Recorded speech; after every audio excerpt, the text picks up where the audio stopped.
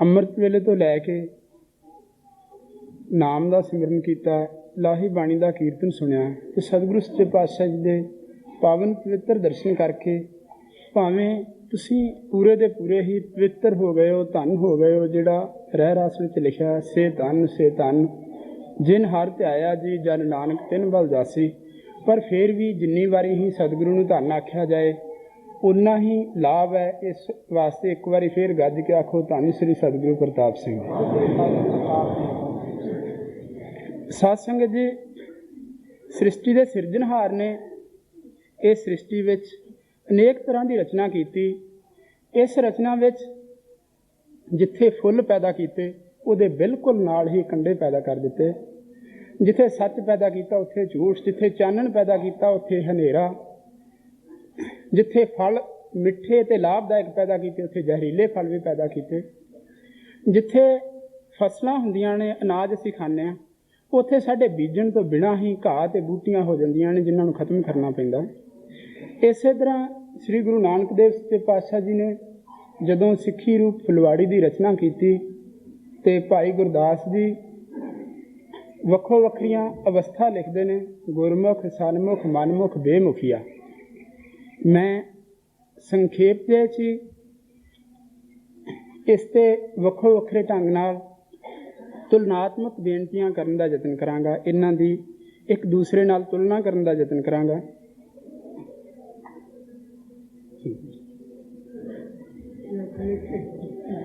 ਹਾਂਜੀ, ਸਤਿਗੁਰੂ ਗੁਰੂ ਨਾਨਕ ਸੱਚੇ ਪਾਤਸ਼ਾਹ ਜੀ ਦੀ ਇਹ ਸਿੱਖੀ ਰੂਪ ਫੁਲਵਾੜੀ ਦੀ ਰਚਨਾ ਵਿੱਚ ਜਿੱਥੇ ਮਹਾਨ ਤਪੱਸਵੀ, ਮਹਾਨ ਦਾਨੀ, ਮਹਾਨ ਸੂਰਬੀਰ ਯੋਧੇ, ਮਹਾਨ ਤਿਆਗੀ ਪੈਦਾ ਹੋਏ ਤੇ ਉੱਥੇ ਮਨਮੁਖ ਤੇ ਬੇਮੁਖ ਵੀ ਵਿੱਚ ਹੀ, ਜਿਨ੍ਹਾਂ ਦੇ ਕਰਕੇ ਬਹੁਤ ਸਾਰੀਆਂ ਵਿਪਤਾ ਵੀ ਬਣਦੀਆਂ ਰਹੀਆਂ। ਪਰ ਸਤਿਗੁਰੂ ਸੱਚੇ ਪਾਤਸ਼ਾਹ ਜੀ ਦੀ ਇਸ ਰਚਨਾ 'ਚੋਂ ਸਾਨੂੰ ਇਹ ਜਾਣਕਾਰੀ, ਇਹ ਗਿਆਨ ਪ੍ਰਾਪਤ ਕਰਨ ਦੀ ਕੋਸ਼ਿਸ਼ ਕਰਨੀ ਚਾਹੀਦੀ ਹੈ ਗੁਰਬਾਣੀ ਵਿੱਚੋਂ, ਇਤਿਹਾਸ ਵਿੱਚੋਂ, ਕਿ ਗੁਰਮੁਖ ਦੀ ਕੀ ਤਾਰੀਫ ਹੈ, ਉਸ ਨੂੰ ਕੀ ਲਾਭ ਪ੍ਰਾਪਤ ਹੁੰਦਾ ਹੈ। ਮਨਮੁਖ ਦੇ ਬਾਰੇ ਕੀ ਲਿਖਿਆ, ਉਸ ਨੂੰ ਕੀ ਨੁਕਸਾਨ ਹੁੰਦਾ ਹੈ। ਸਨਮੁਖ ਦੇ ਬਾਰੇ ਕੀ ਲਿਖਿਆ, ਉਹ ਕਿਸ ਤਰ੍ਹਾਂ ਸਤਿਗੁਰੂ ਸੱਚੇ ਪਾਤਸ਼ਾਹ ਜੀ ਦੇ ਚਰਨਾਂ ਵਿੱਚ ਪ੍ਰਮਾਣ ਹੁੰਦਾ ਹੈ। ਬੇਮੁਖ ਬਾਰੇ ਕੀ ਲਿਖਿਆ, ਉਹਨੂੰ ਕਿੱਥੇ ਕਿੱਥੇ ਚੋਟਾਂ ਖਾਣੀਆਂ ਪੈਂਦੀਆਂ ਨੇ। ਇਹ ਸਾਰੇ ਬਾਰੇ ਜੇ ਸਾਨੂੰ ਕੁਛ ਕੁ ਗਿਆਨ ਹੋਵੇ ਤੇ ਫਿਰ ਆਪਣੇ ਆਪ ਬਾਰੇ ਸੋਚਿਆ ਜਾਏ ਅਸੀਂ ਕਿੱਥੇ ਕੁ ਖਲੋਣਾ ਹੈ ਤੇ ਕਿਵੇਂ ਖਲੋਣਾ ਹੈ। ਤੇ ਸਤਿਗੁਰੂ ਸੱਚੇ ਪਾਤਸ਼ਾਹ ਕਿਰਪਾ ਕਰਨ ਅਸੀਂ ਗੁਰਮੁਖ ਸਨਮੁਖ ਬਣ ਕੇ ਇਸ ਲੋਕ ਸੁਖੀ ਪ੍ਰਲੋਕ ਸਹੇਲੇ ਦੀ ਪ੍ਰਾਪਤੀ ਕਰੀਏ। ਗੁਰਬਾਣੀ ਵਿੱਚ ਇੱਕੋ ਹੀ ਥਾਂ ਤੇ ਗੁਰਮੁਖ ਤੇ ਮਨਮੁਖ ਦੀ ਤੁਲਨਾ ਕੀਤੀ ਹੈ। ਮਨਮੁਖ ਆਵੇ, ਮਨਮੁਖ ਜਾਏ, ਮਨਮੁਖ ਫਿਰ ਚੋਟਾ ਖਾਏ, ਜਿਤਨੇ ਨਰਕ ਸੇ ਮਨਮੁਖ ਭੋਗੈ, ਗੁਰਮੁਖ ਲੇਪ ਨਾ ਮਾਸਾ ਹੈ। ਮਨਮੁਖ ਨੂੰ ਇਹ ਕੁਛ ਮਿਲਦਾ, ਪਰ ਗੁਰਮੁਖ ਨੂੰ ਇਹਨਾਂ ਗੱਲਾਂ ਨਾਲ ਕਿਸੇ ਨਾਲ ਕੋਈ ਲਿਸ ਮਾਤਰ ਵੀ ਨਹੀਂ ਹੁੰਦਾ। ਗੁਰਮੁਖ ਗੁਰੂ ਨੂੰ ਮੁੱਖ ਰੱਖਣ ਵਾਲਾ, ਤੇ ਜਦੋਂ ਗੁਰਮੁਖ ਖੱਖੇ ਨੂੰ ਸਿਹਾਰੀ ਲੱਗ ਜਾਂਦੀ ਹੈ, ਇਸ ਦਾ ਭਾਵ ਹੈ ਗੁਰੂ ਦੇ ਉਪਦੇਸ਼ ਤੋਂ, ਗੁਰੂ ਦੇ ਮੁਖ ਤੋਂ। ਜਿਨੀ ਗੁਰਮੁਖ ਨਾਮ ਧਿਆਇਆ, ਜਿਨ੍ਹਾਂ ਨੇ ਗੁਰੂ ਤੋਂ ਪੁੱਛ ਕੇ ਗੁਰੂ ਦੇ ਉਪਦੇਸ਼ ਦੁਆਰਾ ਗੁਰੂ ਦੇ ਹੁਕਮ ਅਨੁਸਾਰ ਨਾਮ ਜਪਿਆ। ਤੇ ਜਿਹੜਾ ਸਤਿਗੁਰੂ ਰਾਮ ਸਿੰਘ ਜੀ ਨੇ ਇਹ ਹੁਕਮ ਕੀਤਾ, ਜੇ ਕੋਈ ਭਜਨ ਪੁੱਛ ਕੇ ਨਾ ਕਰੂਗਾ ਉਸ ਦਾ ਮੂੰਹ ਦੋਈ ਜਹਾਨੀ ਕਾਲਾ ਹੋਊਗਾ। ਇਸ ਦਾ ਭਾਵ ਹੈ ਕਿ ਜਿਹੜਾ ਗੁਰੂ ਦੇ ਉਪਦੇਸ਼ ਦੁਆਰਾ ਨਹੀਂ ਕਰਦਾ, ਜਿਹੜਾ ਆਪਣੇ ਆਪ ਹੀ ਭਗਤੀ ਕਰਦਾ, ਉਸ ਨੂੰ ਇਹ ਅਵਸਥਾ ਪ੍ਰਾਪਤ ਹੁੰਦੀ ਹੈ। ਇੱਥੇ ਗੁਰਮੁਖ ਦਾ ਭਾਵ ਗੁਰੂ ਦੇ ਉਪਦੇਸ਼ ਤੋਂ, ਗੁਰੂ ਦਾ ਨਾਮ ਲੈ ਕੇ, ਨਾਮ ਦੀ ਦਾਤ ਲੈ ਕੇ ਉਸ ਦਾ ਜਾਪ ਕਰਨਾ।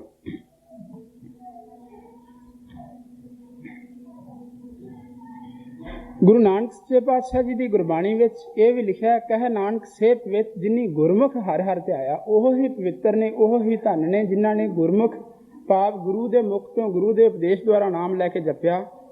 ਨਾਨਕ ਗੁਰਮੁਖ ਜਾਣੀਆਂ ਜਾ ਕਉ ਆਪ ਕਰੇ ਪ੍ਰਗਾਸ। ਇਹ ਬਹੁਤ ਉੱਚੀ ਅਵਸਥਾ ਤੇ ਸ੍ਰੇਸ਼ਟ ਅਵਸਥਾ ਹੈ ਕਿ ਸਤਿਗੁਰੂ ਇਹ ਕਿਰਪਾ ਕਰੇ, ਇਸ ਤਰ੍ਹਾਂ ਦਾ ਗਿਆਨ ਬਖਸ਼ੇ, ਇਸ ਤਰ੍ਹਾਂ ਦੀ ਅਵਸਥਾ ਬਖਸ਼ੇ ਜਿਸ ਤਰ੍ਹਾਂ ਦੀ ਭਾਈ ਕਨ੍ਹਈਏ ਨੂੰ ਬਖਸ਼ੀ ਸੀ। ਤੇ ਉਹਨੇ ਇਹ ਆਖਿਆ ਸੀ, ਤੈਨੂੰ ਪਿਆ ਪਿਲਾਵਾਂ ਪਾਣੀ, ਤੂੰ ਦਿਸਦਾ ਸਭ ਥਾਈਂ। ਉਹਨੂੰ ਆਪਣੀ ਆਤਮਾ ਦਾ ਤੇ ਪਰ ਆਤਮਾ ਦਾ ਫਰਕ ਮਿਟ ਕੇ ਉਹਨੂੰ ਸਾਰੇ ਪਰਮ ਆਤਮਾ ਪਰਮਾਤਮਾ ਹੀ ਦਿਸਦਾ ਸੀ। ਇਹ ਹੈ ਜਾਕਉ ਆਪ ਕਰੇ ਪ੍ਰਗਾਸ ਦੀ ਅਵਸਥਾ। ਪਰ ਇਹ ਤਾਂ ਹੀ ਹੋ ਸਕਦੀ ਹੈ ਜੇ ਸਤਿਗੁਰੂ ਸੱਚੇ ਪਾਤਸ਼ਾਹ ਦੀ ਕਿਰਪਾ ਕਰਨ, ਤੇ ਉਸ ਅਵਸਥਾ ਵਿੱਚ ਤਦ ਹੀ ਪੁੱਜਿਆ ਜਾ ਸਕਦਾ ਜੇ ਗੁਰਬਾਣੀ ਦੇ ਜੋ ਕੁਛ ਲਿਖਿਆ ਉਹਨਾਂ ਬੰਧਨਾਂ ਵਿੱਚ ਰਹਿ ਕੇ ਨਾਮ ਜਪਿਆ ਜਾਏ, ਸਿੱਖੀ ਮਾਰਗ ਤੇ ਚੱਲਿਆ ਜਾਏ। ਗੁਰਮੁਖ ਜਿਸਨੂੰ ਆਪ ਕਰੇ ਸੋ ਹੋਵੇ ਇੱਕ ਸਿਓ ਲਿਵਲਾਏ। ਜਿਸਨੂੰ ਸਤਿਗੁਰੂ ਆਪ ਕਿਰਪਾ ਕਰੇ ਤੇ ਉਹ ਇੱਕ ਨਾਲ ਲਿਵ ਲਾਏ। ਇੱਕ ਨਾਲ ਲਿਵ, ਇਹ ਵਫਾਦਾਰੀ, ਇੱਕ ਨਾਲ ਵਫਾਦਾਰੀ ਇਸ ਤਰ੍ਹਾਂ ਨਿਭਾਉਣੀ ਜਿਸ ਤਰ੍ਹਾਂ ਕੁੱਤਾ ਇੱਕ ਬੜਾ ਘਟੀਆ ਜਿਹਾ ਸ਼ਬਦ ਆਮ ਤੌਰ 'ਤੇ ਸਮਝਿਆ ਜਾਂਦਾ ਹੈ, ਪਰ ਉਸ ਦੇ ਵਿੱਚ ਇੱਕ ਵਫਾਦਾਰੀ ਦੇ ਗੁਣ ਨੂੰ ਸਲਾਹਿਆ ਵੀ ਜਾਂਦਾ ਹੈ। ਪਰ ਕੁੱਤਿਆਂ ਵਿੱਚੋਂ ਵੀ ਇੱਕ ਐਲਸੇਸ਼ਨ ਕਿਸਮ ਕੁੱਤਿਆਂ ਦੀ ਹੈ, ਜਿਹੜਾ ਪਰਿਵਾਰ ਜਿਸ ਵਿੱਚ ਵੀ ਰਵੇ, ਜਿੰਨੇ ਵੀ ਘਰ ਦੇ ਜੀਅ ਹੋਣ, ਕਿਸੇ ਇੱਕ ਦਾ ਪੂਰਨ ਵਫਾਦਾਰ ਹੋ ਕੇ ਰਹੇਗਾ। ਇਸੇ ਤਰ੍ਹਾਂ ਹੀ ਸਿੱਖਾਂ ਵਿੱਚ ਵੀ ਬਹੁਤ ਸਾਰੇ ਸਾਧਾਂ ਨੂੰ ਵੀ ਮੰਨ ਲਿਆ, ਦੂਸਰੇ ਤੀਸਰੇ ਨੂੰ ਵੀ ਮੰਨ ਲਿਆ, ਜਿੱਥੋਂ ਕੋਈ ਥੋੜ੍ਹੀ ਜਿਹੀ ਗੱਲ ਪ੍ਰਾਪਤ ਹੋ ਗਈ ਉਹਨੂੰ ਵੀ ਮੰਨ ਲਿਆ। ਪਰ ਸਤਿਗੁਰੂ ਰਾਮ ਸਿੰਘ ਸੱਚੇ ਪਾਤਸ਼ਾਹ ਜੀ ਨੇ ਤੇ ਇਹ ਹੁਕਮ ਕੀਤਾ ਸੀ, ਸਾਨੂੰ ਕੋਈ ਕੰਧਾਂ ਢਾ ਕੇ ਵਿਖਾ ਦੇ ਤੇ ਉਹਦੇ ਵੱਲ ਵੇਖਣਾ ਤੱਕ ਨਹੀਂ। ਪਰ ਸਿੱਖ ਦਾ ਇਹ ਫਰਜ਼ ਹੈ ਕਿ ਕੇਵਲ ਆਪਣੇ ਸਤਿਗੁਰੂ ਤੇ ਪੂਰਨ ਪ੍ਰੀਤ ਰੱਖੇ।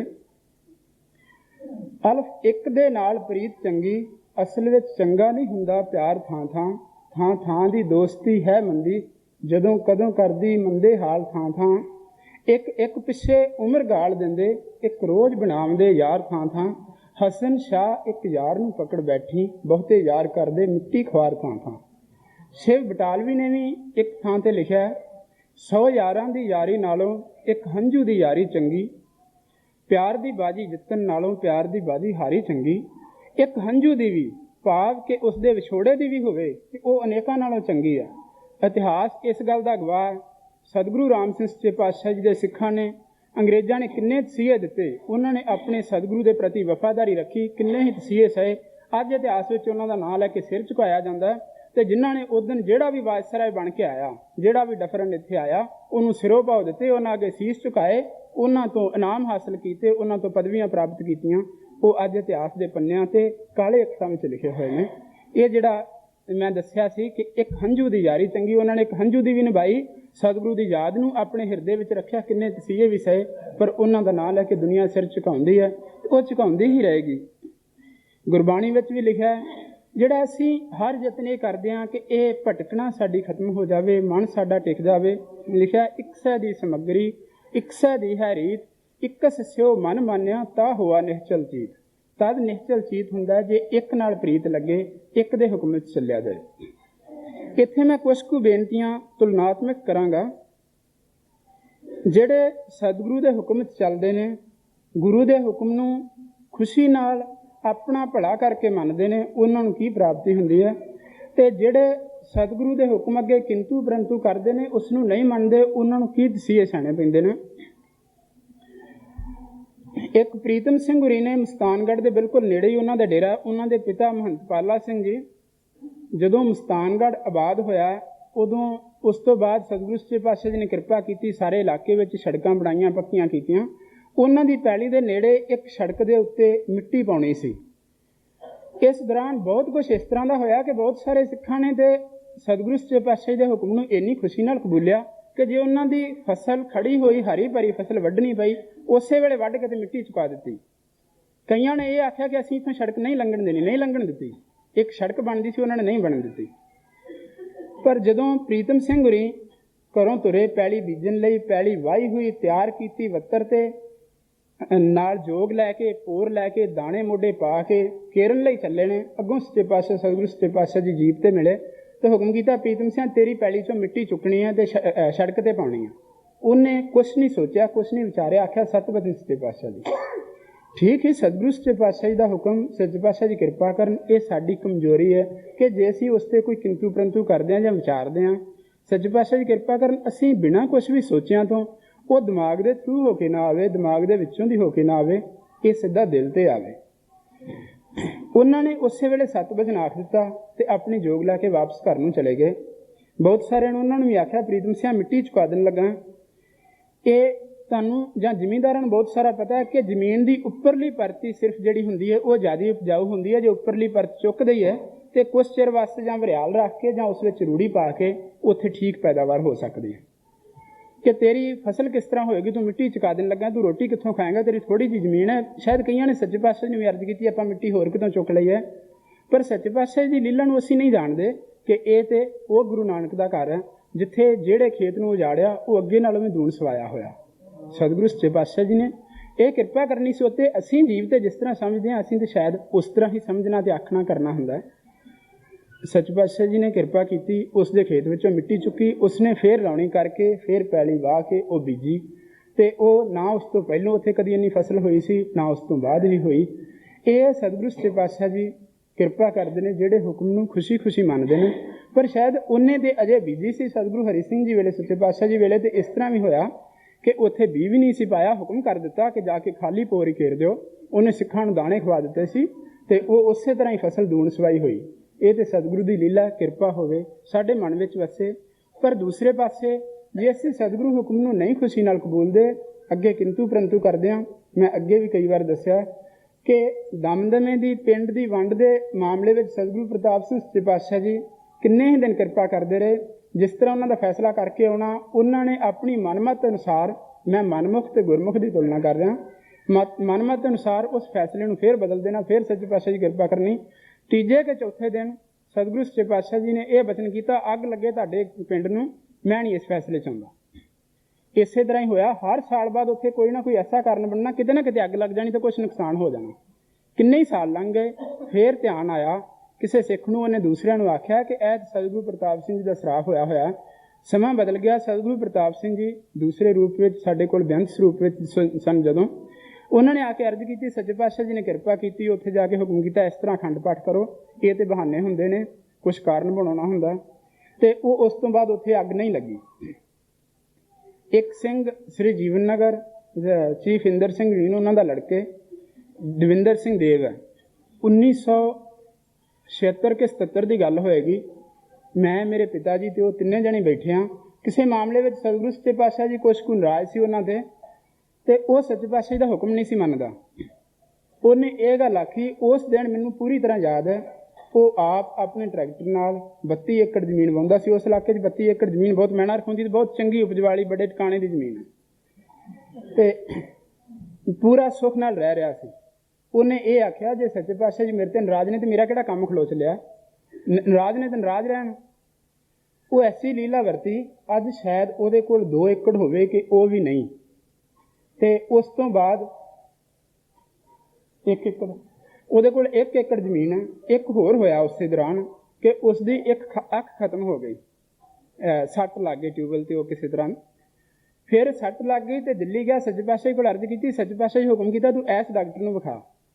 ਫਿਰ ਮਨਮਤ ਵਰਤੀ। ਉਹਨੂੰ ਕਿਸੇ ਨੇ ਆਖਿਆ, ਕੀ ਵਿਖਾਉਣਾ ਤੂੰ ਉਸ ਡਾਕਟਰ ਨੂੰ, ਉੱਥੇ ਜਾਣ ਦਾ ਕੋਈ ਲਾਭ ਨਹੀਂ, ਉਹ ਤੇ ਐਵੇਂ ਤੈਨੂੰ ਇੱਧਰ ਉੱਧਰ ਲਾ ਛੱਡਣਾ ਤੂੰ। ਉੱਧਰੋਂ ਉਹਦਾ ਫਸਲ ਸਾਂਭਣ ਵਾਲੀ ਸੀ ਕਣਕ ਦੀ। ਉਹਨੇ ਆਖਿਆ ਚਲੋ ਕੋਈ ਨਹੀਂ, ਫਿਰ ਆ ਕੇ ਵਿਖਾ ਲਾਂਗੇ, ਇੱਥੇ ਦਿਨ ਜ਼ਿਆਦਾ ਲੱਗ ਜਾਣੇ ਨੇ, ਉਹਦਾ ਲੰਮਾ ਇਲਾਜ, ਕੁਦਰਤੀ ਇਲਾਜ, ਡਾਕਟਰ ਮੂਸੇ ਵਾਸਤੇ ਹੁਕਮ ਹੋਇਆ ਸੀ।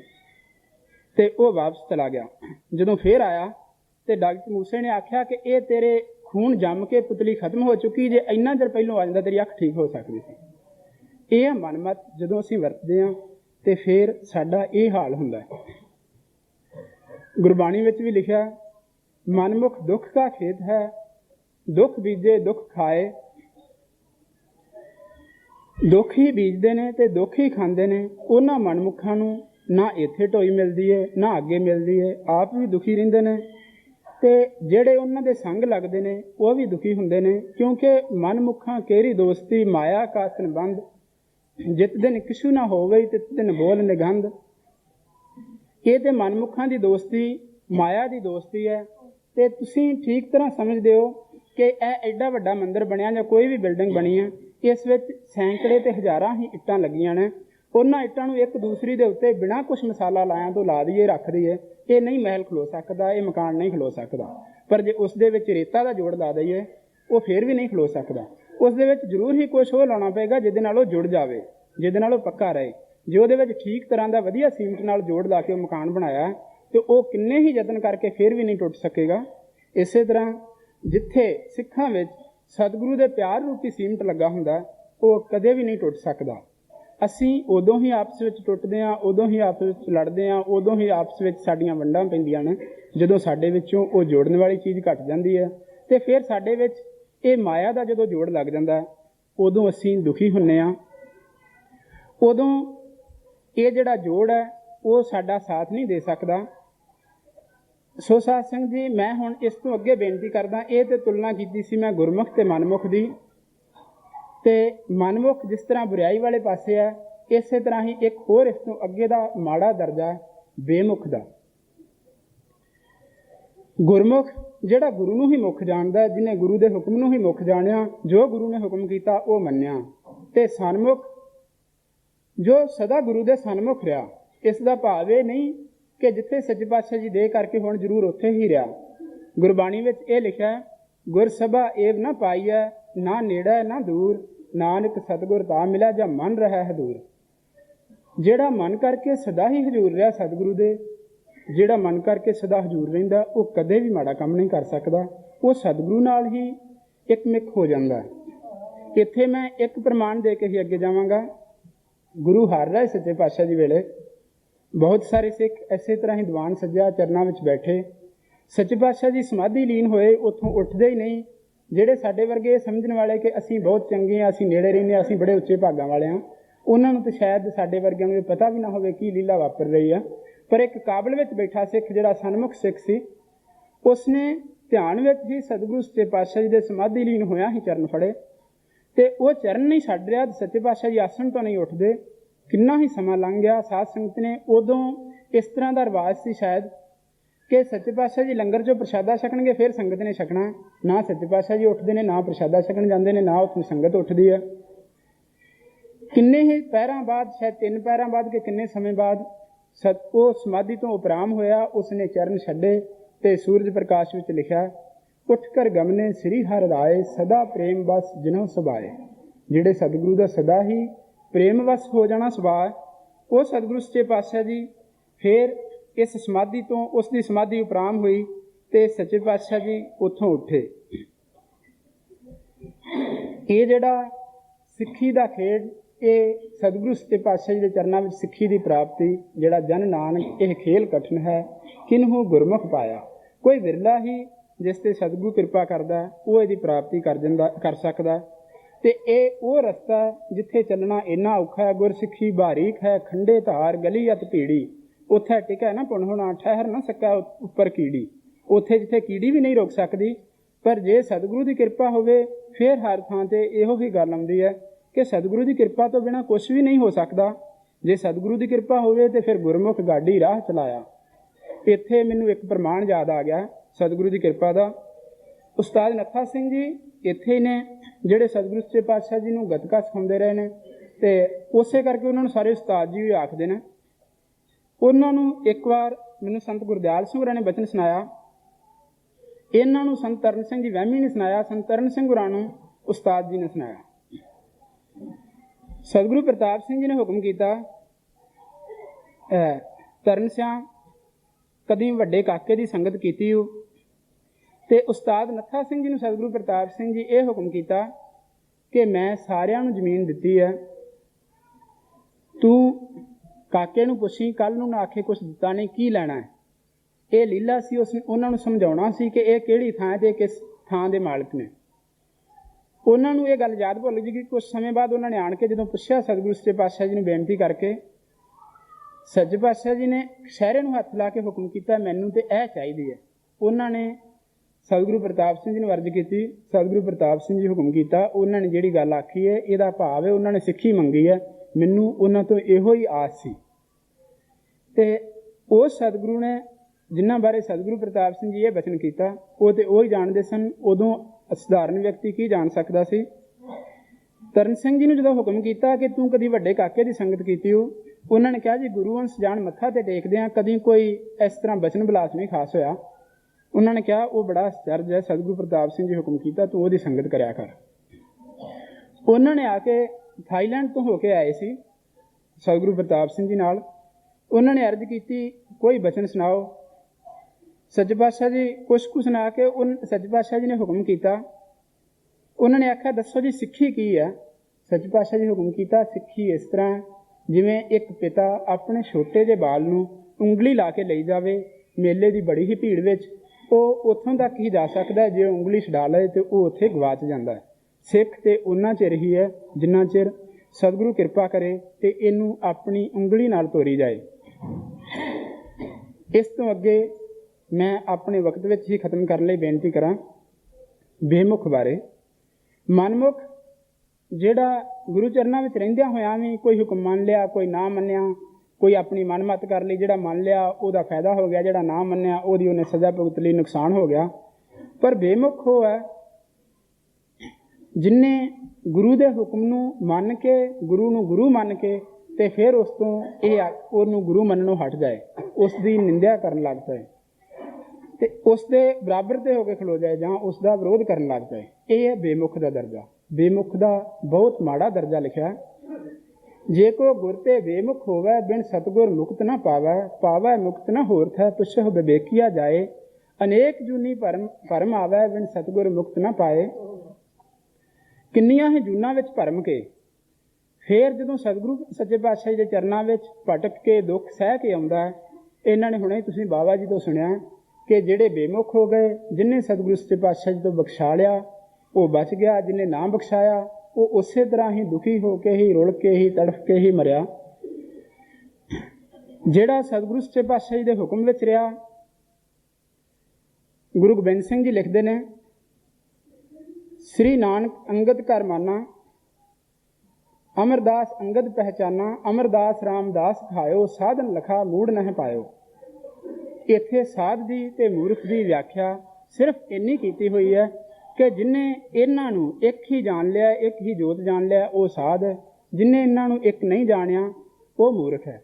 ਜਿਨ ਜਾਣਾ ਤਿਨ ਹੀ ਸਿੱਧ ਪਾਈ, ਬਿਨ ਜਾਣੇ ਕਿਛ ਸਿੱਧ ਹਾਥ ਨਾ ਆਈ। ਜਿਹਨੇ ਇਹ ਜਾਣ ਲਿਆ ਉਹਨੂੰ ਹੀ ਸਿੱਧੀ ਦੀ ਪ੍ਰਾਪਤੀ ਹੋਈ। ਰਿੱਧੀਆਂ ਸਿੱਧੀਆਂ ਉਹਦੇ ਚਰਨਾਂ ਵਿੱਚ, ਉਹਦੇ ਪੈਰਾਂ ਵਿੱਚ ਰੁਲਦੀਆਂ ਫਿਰਦੀਆਂ ਨੇ ਉਸ ਸਿੱਖ ਦੇ। ਪਰ ਜਿਹਨੇ ਇਉਂ ਨਹੀਂ ਜਾਣਿਆ ਉਹਨੇ ਕਿੰਨੇ ਹੀ ਜਪ ਤਪ ਕੀਤੇ, ਸਾਰੇ ਐਵੇਂ ਹੀ ਗਏ।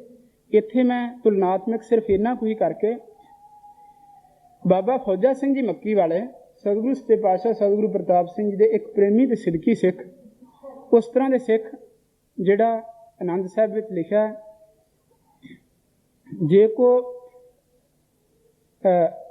ਜੇ ਕੋ ਗੁਰੂ ਸੇਤੀ ਸਨਮੁਖ ਹੋਵੇ। ਮੈਨੂੰ ਇਹ ਤੁਕਾਂ ਇਸ ਵੇਲੇ ਭੁੱਲ ਗਈਆਂ ਨੇ। ਜੇ ਕੋ ਸਿੱਖ ਗੁਰੂ ਸੇਤੀ ਸਨਮੁਖ ਹੋਵੇ ਤਾਂ ਸਨਮੁਖ ਸਿੱਖ ਕੋਈ ਜੀਓ ਰਹਿ ਗੁਰ ਨਾਲੇ। ਗੁਰ ਕੇ ਚਰਨ ਹਿਰਦੈ ਵਸਾਏ, ਅੰਤਰ ਆਤਮਾ ਸੰਭਾਲੈ। ਆਪ ਛੱਡ ਸਦਾ ਰਹਿ ਪਰਣਾ। ਇਹ ਗੱਲ ਬਹੁਤ ਔਖੀ ਹੈ ਤੇ ਬਹੁਤ ਜ਼ਰੂਰੀ ਹੈ। ਆਪ ਛੱਡ ਸਦਾ ਰਹਿ ਪਰਣਾ, ਗੁਰਬਿਨ ਅਵਰ ਨਾ ਜਾਣਾ ਕੋਈ। ਜਿਹੜੇ ਇਸ ਤਰ੍ਹਾਂ ਦੇ ਬਾਬਾ ਫੌਜਾ ਸਿੰਘ ਜੀ ਸੀ, ਜਿਹੜੇ ਆਪਣਾ ਆਪ ਗਵਾ ਕੇ ਤੇ ਇਸ ਤੋਂ ਅਗਲੀ ਗੱਲ ਕਿ ਆਪਣੇ ਸਤਿਗੁਰੂ ਤੋਂ ਬਿਨਾਂ ਕਿਸੇ ਨੂੰ ਜਾਣਦੇ ਤੱਕ ਨਹੀਂ ਸੀ।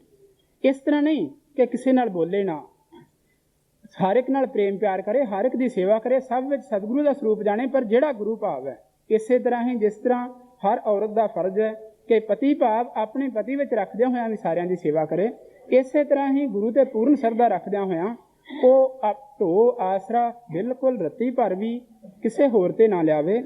ਇਸ ਤਰ੍ਹਾਂ ਦੇ ਜਿਹੜੇ ਬਾਬਾ ਫੌਜਾ ਸਿੰਘ ਜੀ ਸੀ, ਉਹਨਾਂ ਨੂੰ ਇਹ ਪ੍ਰਾਪਤੀ ਸੀ ਕਿ ਜੇ ਕਿਸੇ ਤੇ ਕੋਈ ਥੁੱਕ ਦਿੰਦਾ ਤਾਂ ਉਹ ਕਿੰਨਾ ਉਹਦੇ ਨਾਲ ਲੜਦਾ ਹੈ, ਪਰ ਉਹਨਾਂ ਨੇ ਥੁੱਕ ਕੇ ਤੇ ਕੋੜ ਹਟਾ ਦਿੱਤਾ। ਉਹਨਾਂ ਦੇ ਥੁੱਕ ਵਿੱਚ ਵੀ ਸ਼ਕਤੀ ਆ ਗਈ।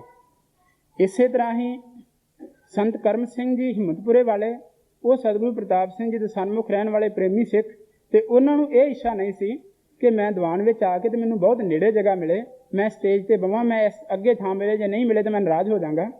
ਉਹ ਬਹੁਤ ਪਹੁੰਚੇ ਹੋਏ ਸਿੱਖ ਹੋ ਕੇ ਵੀ ਪਿੱਛੇ ਸੰਗਤ ਵਿੱਚ ਜਾ ਕੇ ਖਲੋ ਜਾਣਾ। ਸੱਚੇ ਪਾਤਸ਼ਾਹ ਜੀ ਨੇ ਕਿਰਪਾ ਕਰਕੇ ਦੱਸਿਆ ਸੀ ਕਿ ਇੱਕ ਸੋਟੀ ਇਸ ਤਰ੍ਹਾਂ ਬਾਹਾਂ ਵਿੱਚ ਲੈ ਕੇ ਕਿ ਲੱਕ ਨਾ ਥੱਕੇ, ਤੇ ਪਿੱਛੇ ਖਲੋ ਕੇ ਸਤਿਗੁਰੂ ਪ੍ਰਤਾਪ ਸਿੰਘ ਜੀ ਦੇ ਸਾਹਮਣੇ ਦਰਸ਼ਨ ਕਰਨੇ, ਇੱਕ ਟੱਕ ਦਰਸ਼ਨ ਕਰੀ ਜਾਣੇ। ਇਉਂ ਲੱਗਦਾ ਸੀ ਕਿ ਸ਼ਾਇਦ ਉਹ ਅੱਖ ਵੀ ਨਹੀਂ ਝਮਕਦੇ। ਇਸ ਤਰ੍ਹਾਂ ਦੇ ਪ੍ਰੇਮੀ ਸਿੱਖ, ਤੇ ਉਹਨਾਂ ਦੇ ਕੋਲ ਰਿੱਧੀਆਂ ਸਿੱਧੀਆਂ ਕਿਸ ਤਰ੍ਹਾਂ ਆ ਗਈਆਂ ਹੋਈਆਂ ਸੀ। ਉਹ ਇਸ ਤਰ੍ਹਾਂ ਆ ਗਈਆਂ ਸੀ ਕਿ ਉਹਨਾਂ ਨੇ ਜੇ ਕਹਿ ਦਿੱਤਾ ਤੇ ਪੁੱਤਰ ਹੋ ਗਿਆ, ਜੇ ਆਖਿਆ ਪਾਠ ਕਰਾ ਦੀ ਪੁੱਤਰ ਹੋ ਜਾਏਗਾ, ਹੋ ਗਿਆ। ਜੇ ਉਹਨਾਂ ਨੇ ਕਿਹਾ ਪਾਠ ਕਰਾਤਾ ਸੀ, ਨਹੀਂ ਜੀ ਹੋ ਸਕਿਆ, ਚਲੋ ਲੈ ਦਿੰਦੇ ਹਾਂ, ਫਿਰ ਮਰ ਗਿਆ। ਜੇ ਫਿਰ ਉਹਨਾਂ ਨੇ ਬੇਨਤੀ ਕੀਤੀ ਫਿਰ ਹੋ ਗਿਆ। ਜਿਵੇਂ ਇੱਕ ਜੇਬ ਚੋਂ ਕੱਢ ਕੇ ਚੀਜ਼ਾਂ ਫਟਾਤੀ ਤੇ ਫਿਰ ਲੈ ਲਈ। ਪਰ ਇਸੇ ਤਰ੍ਹਾਂ ਹੀ ਦੂਸਰੇ ਪਾਸੇ ਸੰਤ ਮੋਹਨ ਸਿੰਘ ਜੀ, ਉਹਨਾਂ ਨੇ ਵੀ ਬਹੁਤ ਹੀ ਭਜਨ ਬਾਣੀ ਕੀਤਾ, ਤੇ ਸੰਤ ਹਰਨਾਮ ਸਿੰਘ ਜੀ ਕਿਲੇ ਵਾਲੇ, ਇਹਨਾਂ ਨੇ ਵੀ ਬਹੁਤ ਕਠਿਨ ਤਪੱਸਿਆ ਕੀਤੀ। ਪਰ ਇਹ ਸਾਰਾ ਕੁਛ ਕਰਕੇ ਜਦੋਂ ਹੰਕਾਰ ਭਾਵ ਆ ਗਿਆ, ਜਦੋਂ ਉਹਨਾਂ ਨੂੰ ਇਹ ਜਾਪਿਆ ਕਿ ਹੁਣ ਸ਼ਾਇਦ ਸਤਿਗੁਰੂ ਦੀ ਲੋੜ ਨਹੀਂ ਰਹੀ, ਜਿੰਨਾ ਅਸੀਂ ਜਪ ਤਪ ਕਰ ਲਿਆ ਇਹਦੇ ਵਿੱਚ, ਜੇ ਸਾਡੇ ਕੋਲ ਕੋਈ ਰਿੱਧੀਆਂ ਸਿੱਧੀਆਂ ਪ੍ਰਾਪਤ ਹੋ ਗਈਆਂ ਨੇ ਤਾਂ ਹੁਣ ਸਤਿਗੁਰੂ ਪ੍ਰਤਾਪ ਸਿੰਘ ਜੀ ਦੀ ਸਾਨੂੰ ਲੋੜ ਨਹੀਂਗੀ। ਸੱਚੇ ਪਾਤਸ਼ਾਹ ਜੀ ਨੇ ਜਦੋਂ ਵੇਖਿਆ ਕਿ ਇਹ ਇਸ ਥਾਂ ਤੇ ਜਾ ਕੇ ਇਹਨਾਂ ਦਾ ਨੁਕਸਾਨ ਹੋਏਗਾ, ਹੁਕਮ ਕੀਤਾ ਕਿ ਤੁਸੀਂ ਥਾਈਲੈਂਡ ਨਹੀਂ ਜਾਣਾ। ਉਹਨਾਂ ਨੇ ਉਹ ਬਚਨ ਨਾ ਮੰਨਿਆ ਤੇ ਉਹਨਾਂ ਨੇ ਇਹ ਆਖਿਆ ਕਿ ਮੈਂ ਇਕੱਲਾ ਜਾ ਸਕਦਾ, ਮੈਂ ਕਈਆਂ ਨੂੰ ਲੈ ਕੇ ਜਾ ਸਕਦਾ, ਮੈਂ ਉੱਡ ਕੇ ਜਾ ਸਕਦਾ ਵਾਂ, ਕਿੰਤੂ ਪਰੰਤੂ ਕੀਤਾ। ਉਹ ਗਏ, ਮਨਮਤ ਕੀਤੀ, ਤੇ ਉਹਨਾਂ ਦਾ ਕੀ ਹਾਲ ਹੋਇਆ। ਉਹਨਾਂ ਨੂੰ ਸਿੱਖ, ਉਹ ਜੇ ਜਾਂਦੇ ਸੀ ਤੇ ਸਿੱਖ ਬੂਹੇ ਮਾਰ ਲੈਂਦੇ ਸੀ। ਉਹਨਾਂ ਨੇ ਕਿੰਨੇ ਸਰਾਫ, ਇੱਕ ਸਿੱਖ ਨੇ ਦੱਸਿਆ ਸਾਡੇ ਘਰ ਗਏ, ਅਸੀਂ ਉਹਨਾਂ ਦੇ ਬੜੇ ਸੇਵਕ ਸਾਂ, ਪਰ ਜਦੋਂ ਪਤਾ ਲੱਗਾ ਬੇਮੁਖ ਹੋ ਗਏ ਨੇ, ਅਸੀਂ ਬੂਹੇ ਢੋਲ ਲਿਆ ਵੀ ਇਹਨਾਂ ਦੇ ਮੱਥੇ ਲੱਗਾਂਗੇ ਤੇ ਅਸੀਂ ਉਸ ਤਰ੍ਹਾਂ ਦੇ ਹੋ ਜਾਵਾਂਗੇ ਕਿ ਅਸੀਂ ਵੀ ਨਰਕਾਂ ਦੇ ਭਾਗੀ ਹੋਵਾਂਗੇ। ਸੀ ਸੋਹੇ ਜਾਣਾ ਭਲਾ, ਨਾ ਤੇ ਬੇਮੁਖ ਸੋਹੇ ਜਾਏ। ਤੇ ਉਹਨਾਂ ਨੇ ਕਿੰਨੇ ਹੀ ਸਰਾਫ ਦਿੱਤੇ। ਉਹਨਾਂ ਦਾ ਸਰਾਫ ਕੀ ਲੱਗਣਾ ਸੀ, ਨਾ ਕੋਈ ਲੱਗੇ ਬਾਹਰ ਤੇ ਨਾ ਕੋਈ ਲੱਗੇ ਸਰਾਫ। सतगुरु सच्चे पातशाह जी कृपा करन असी गुरमुख सन्मुख बणीए ते मनमुखी बेमुखी तो इन्ना डरीए। रोज़ ही अरदास करिए सच्चे पातशाह जी कृपा करन ते सतगुरु सच्चे पातशाह जी दे चरनां विच साडी वफादारी इवें निभे जिहड़ी एक बहुत औखी चीज़ है। वफा दा हरफ पढ़न नूं औखा एडा, रातां दा पैंडा झाक के कोई सिदक वाला पढ़ेगा, अखां 'च सूरज बीज के ते अर्थ इसदे करेगा। ते ये अरदास करिए कि हे सच्चे पातशाह, काम क्रोध लोभ झूठ निंदा इन ते आप छुड़ावो, ए भीतर ते इनको डारो, अपन निकट बुलावो, अपनी विद आप जनावो, हर जन मंगल गावो, बिसर नाही कबहू ही है ते यह विद मन मह पावो। मैं इन्नी ही बेनती करके खिमा दा जाचक होवांगा। सत श्री अकाल।